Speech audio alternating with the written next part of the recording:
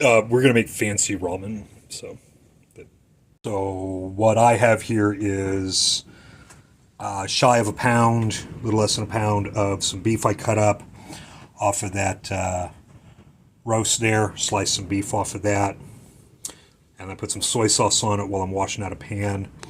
After I fry that in a little bit of this coconut oil I've got, I'm going to get that a good crisp on. I'll add the water, I'll add the noodles. I've just got a regular pack of ramen over there, 30-cent kind, and then I'll add this mixed vegetables and an egg and get that going. And we're going to put a little saute sauce in with this when we cook it. So we'll get started on that now. Okay, so we've got that in a pan here with that oil, and I threw in a little bit of that hot chili saute sauce, this stuff, hot chili sauce.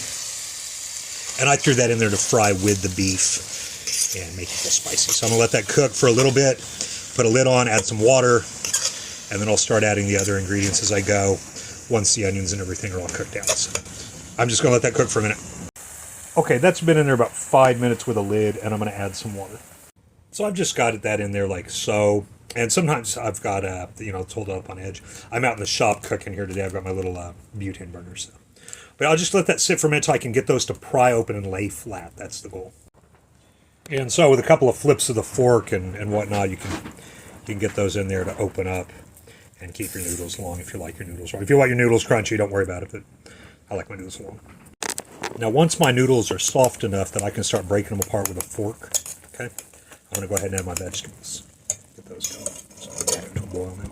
And I'm just going to pour those on top and kind of flatten them out like that and put a lid back on it, and that way it just kind of steams. I'll let that sit for about another 5 minutes or so, and I'll come back and get an egg in there and a little more seasoning. Now that that's done, I will go ahead and pull a little of this over here, make me a spot. I'm going to crack an egg in there. I'm just going to do one today. Sometimes I put 2 eggs in. I like having 2 eggs, but today, put one. And I'm just going to stick the lid on that and let that until the egg's done, and then we're done. Any extra seasonings? Let's see if I got anything laying around here. So my egg in there, you can see it's almost clouded over completely white. And when it really does, I'm going to go ahead and reach over here, and I'm going to just a little bit longer. I'll make sure it's good and done. Kill the heat. I'm just going to leave the lid on now and let this come back down to a cool temperature. And I found some of that Korean barbecue sauce I've had on sale. Got a little bit of that left we're putting there. So again, we're out in the shop here. Okay, so there you go. We got a little drizzle of that Korean barbecue, beef, vegetables. There's an egg in there for extra protein, some noodles. That's how I make ramen. See you, YouTube.